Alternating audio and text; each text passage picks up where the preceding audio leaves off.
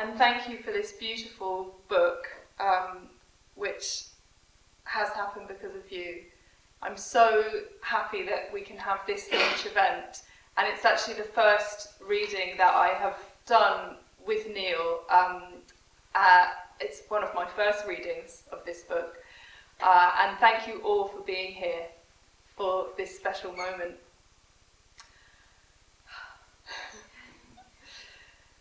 Thank you also so much to Ledbury Poetry Festival and to all who make that possible. I'm going to read some of the island and lighthouse poems and some other poems and just move through the book a little bit. I'm still getting used to doing that, and as Kayo said, I'm still getting used to holding the book in my hands. It's also such an honour to read with Kayo, who had a really important hand in this book and was one of the people who read it early on and gave me feedback and has really supported it. Thank you. This is called To Tend a Light. To tend a light is a religious thing. Think of the Father words. Heed, keep, candle in the sea. Think of the monotony, the senselessness the northern cold brings in, the dark, the need. You wait for the night when the storm is real and an actual ship comes close enough to wreck. You dread. Are you a warning or a guide? You're inefficient, and you curse your work, and worse, your love of it. You climb your ladder one last time. You sit. This is called The Lights.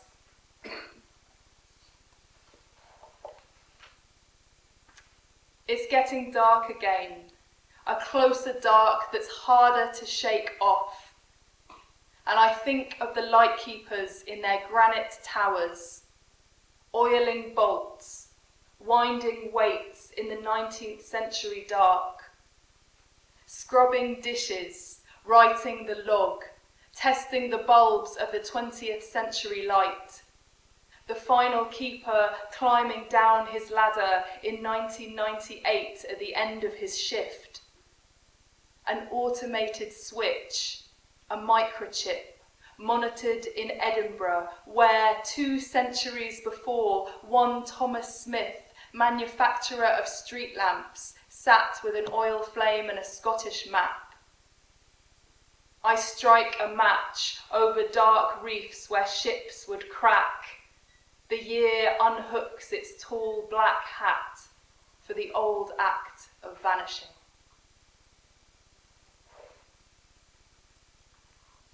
So this next poem takes its title from a job ad for lighthouse keepers from the Northern Lighthouse Board. And the job ad says, "A lightkeeper must be a man of parts. From his study of the sea, he will respect its immense power. He will be a handyman of varying proficiency, a useful cook and a good companion," which I think is just a great job ad. This poem is really a kind of love poem to my dad, who was not a lighthouse keeper, but when I was very young, he and my mum moved to the Isle of Erraid, a tiny island really in the middle of the elements, which was a very brave thing to do, I think. A lightkeeper must be a man of parts. My father was a handyman of varying proficiency. A city boy turned tractor driver, salmon fisher, fish gutter. Public school had landed him unqualified for chainsaw use, but he was driven. Wood splitter, throat slitter, vegetarian chicken killer, soup cook, potato digger, cow milker, sheep dipper. Look, we're married with a child. Think about the reasons later. Shapeshifter, meditator, bookkeeper, drug taker. Hearth father, water father, takes me on his workday. Father holds the light for me, my father, terrified of dark.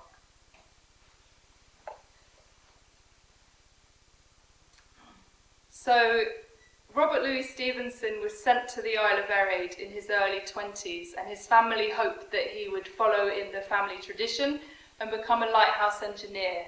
But by all accounts, he spent most of his time wandering around the island and thinking up stories. And he later used the Isle of Erraid in Kidnapped, and he did some other writings about it. So this is the letter to him. It's called Letter to RLS. Dear Mr. Stevenson, dear Robert, I believe you would approve of this, my writing to the dead, as you yourself said that the spirit of true correspondence is the willingness to pour forth unmitigated rot. What with you witching on some far else island and us never having met, it's difficult to really speak to you. But once upon two very different times, we both inhabited a tiny Scottish islet by the name of Erraid. I'm greedy for your memories of it. I think you'd have enjoyed the mad extended families who washed up with me on that rock. Angels of potatoes, inner guidance and electric light. Perhaps you took on a form, dear RLS, and visited. Once I was digging in the garden with my little trowel and found a letter seal with a lion stamp. I called it the Princess because its handle looped and coiled like a head and dress. Here she is next to me. I write from Lewisham. I like to think you might have lost her in the summer when they say your father failed to turn you lighthouse engineer. Dear Robert, fellow incomer and maker up of islands where I say I come from, as if I could emerge like a seal's head from the sea. Make one more fiction and write back to me. Yours with affection, Miriam. This is Robert Louis Stevenson's reply, which is made up of different parts of different letters that Robert Louis Stevenson wrote to different people at different times in his life. So all the words are his. I've just added the words, Dear Miriam. He sadly did not write to any Miriams, which is a great shame. If anyone finds an unknown letter to a Miriam, that'd be great. And in this poem, Robert Louis Stevenson, or perhaps the ghost of Robert Louis Stevenson, talks at one point about his life in the South Seas, by which he means Samoa. He ended his life, he spent the last years of his life with his family in Samoa, on an island there, and he became very embedded in the island where he was living and took on the name Tusitala, which means storyteller. He really had quite an interesting life.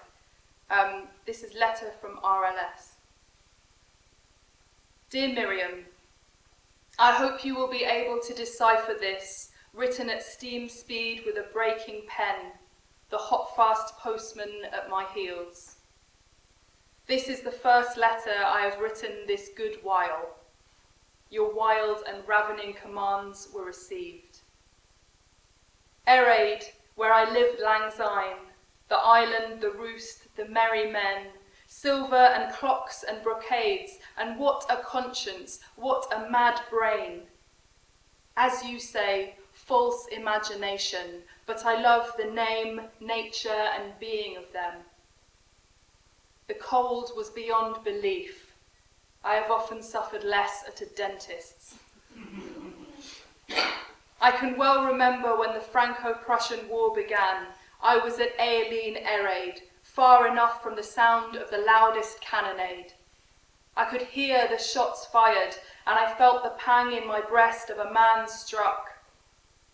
It was sometimes so distressing, so instant, that I lay in the heather on the top of the island.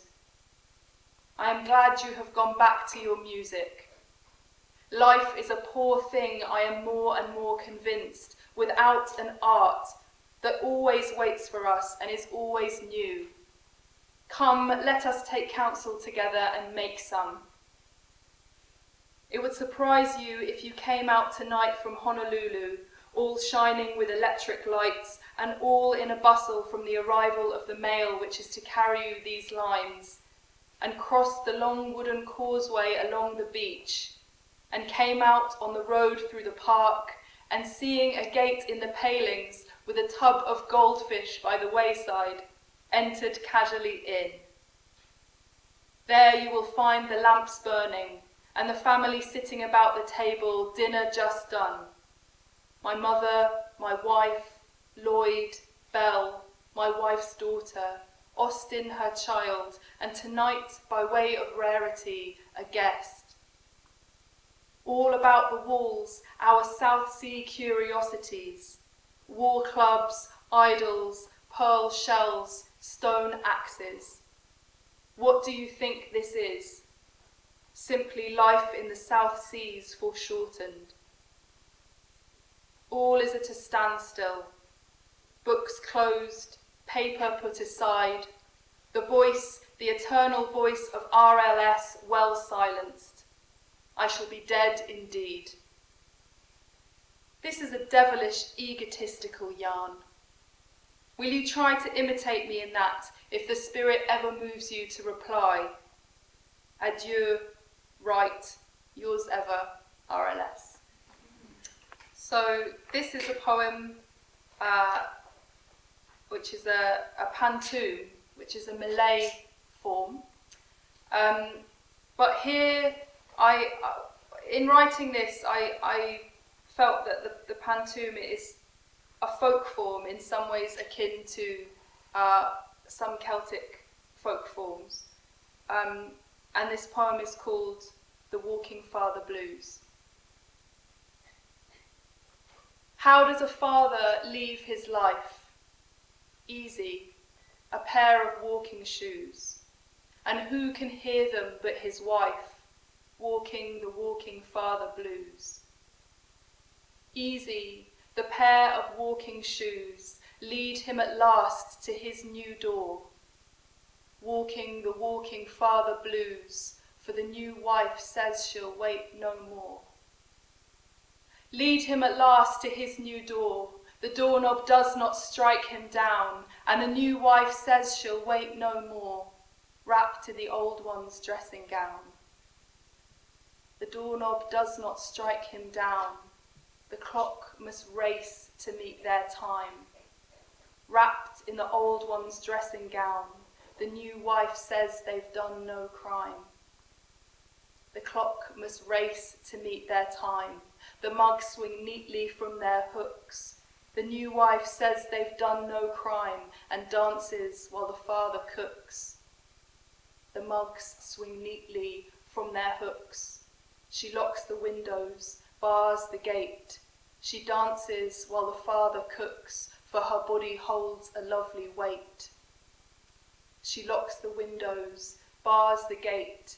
She hides his battered walking shoes and holds her body's lovely weight, for she will not sing her child the blues. She hides the battered walking shoes, for who must fear them but a wife who will not sing her child the blues of how a father leaves his life.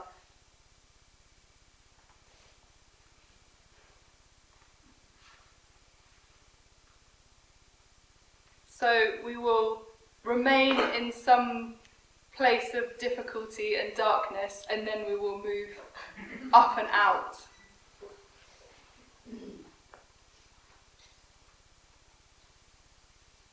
This is a poem called The Task.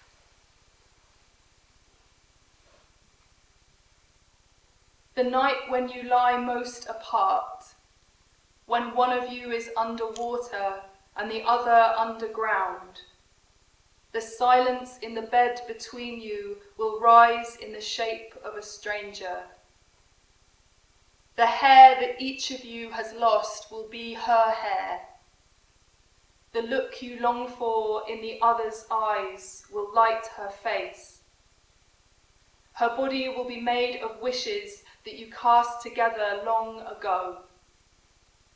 One of you will wake and see her backlit by the door, and it will take a force that isn't in that moment love, not to follow her downstairs, but turn to search the darkness for your lover who might be shadow now or gone.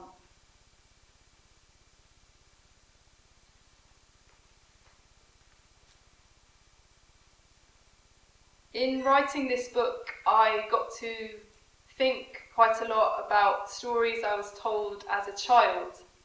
And some of those were Scottish folk stories, and there are some Selkies who come in and out of this book in different ways. But this story is based on an Irish folk tale that I was told as a child. You don't need to know the story, it's told in the poem in some way. And it's called The Story of the Bones. It's in 2 parts. 1.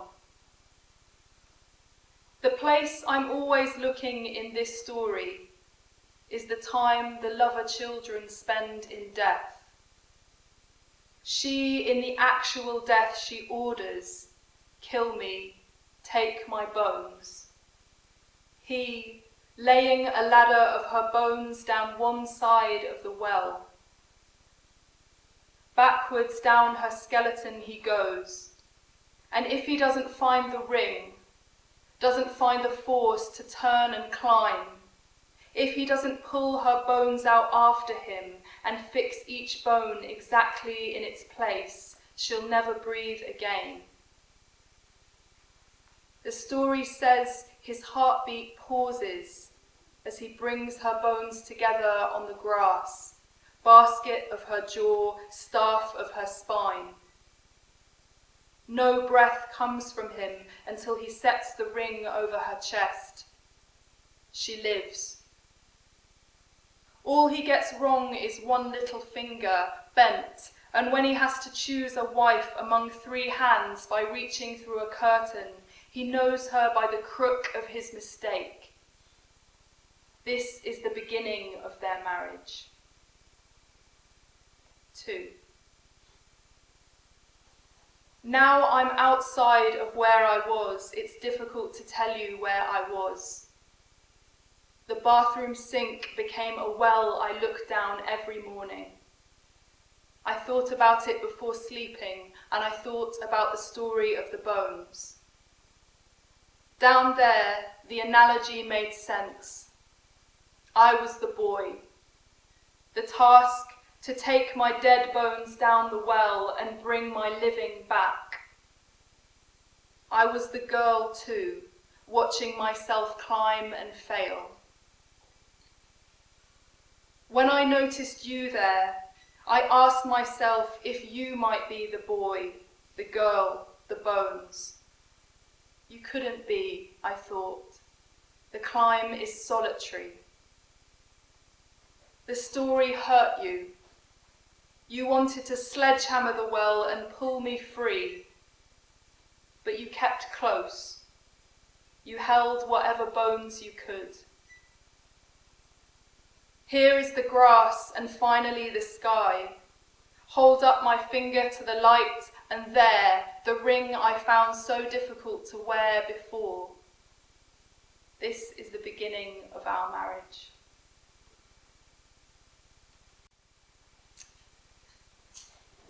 So, Neil mentioned the Ladies' Dictionary, and I haven't yet read any poems from the Ladies' Dictionary in any reading, so perhaps we'll have one.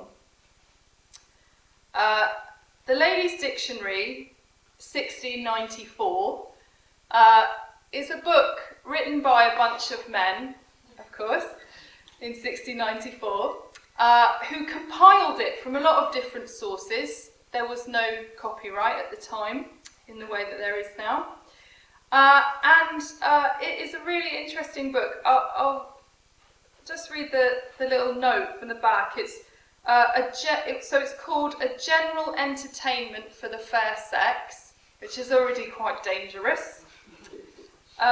It's known as the first encyclopedic book published in English with women as its primary target audience, and was arguably, probably very arguably, the first alphabetically organised encyclopedic book published in English.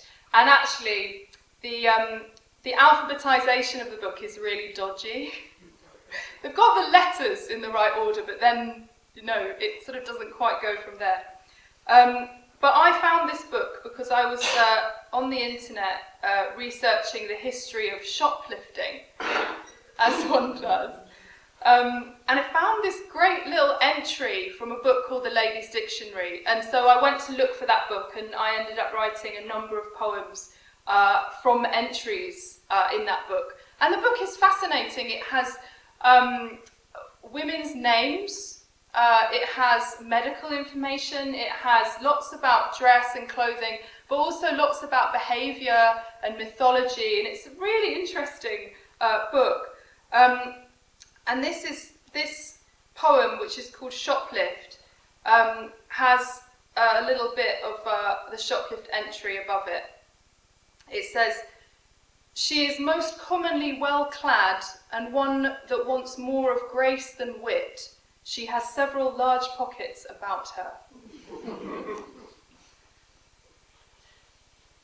Not for jewelled wrists, or to show friends, or shut the throats of girls who ask, "What is the baddest thing I've ever done?" Not to reward A-stars in tests, or punish mum for being mum. Just for an itch of gem under my sleeve, a weight tucked in. I move through barriers as if an angel shadowed me, disarming senses with a swish of wing. Invisible, I walk my own small values down the street. What I wanted was to let some of the ladies from the Ladies' Dictionary speak for themselves. And sometimes they speak in my imagined sometimes they speak in voices that come from an earlier time, my imagining of the 17th century, and sometimes they speak in a more modern voice. But this next poem that I'm going to read is The Visitation of a Women's Prison.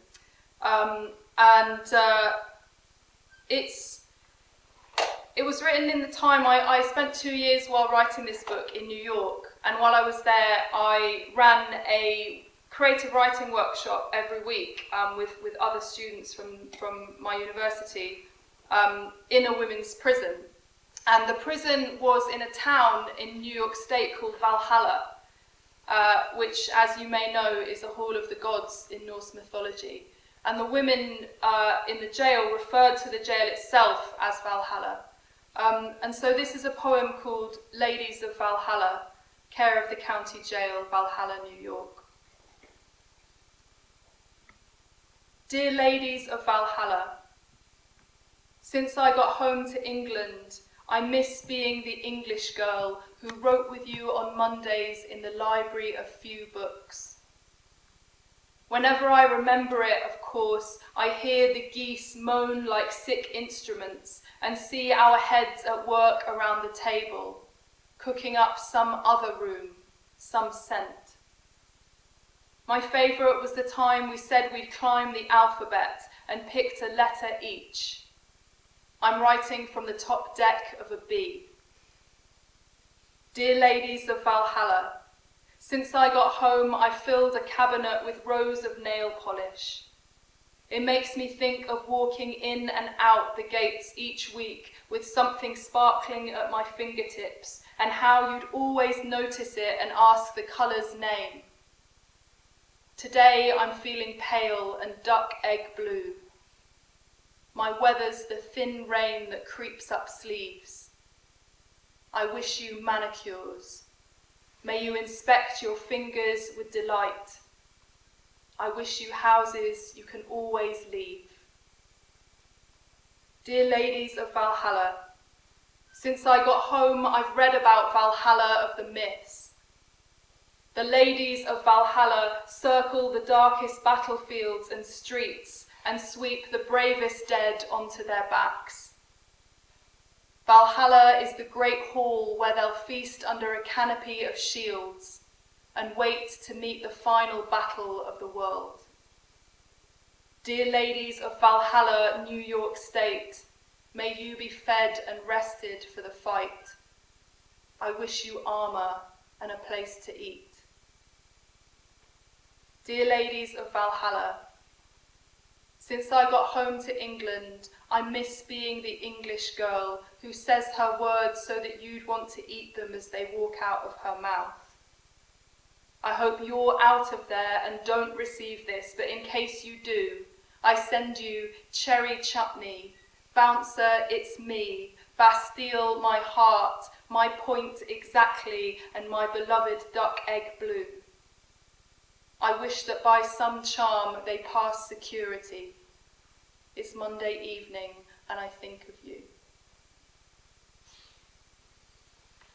I'm going to end with the poem that I performed here 2 years ago, almost exactly, and it's a poem that I also read at my own wedding, which was the next day after that reading.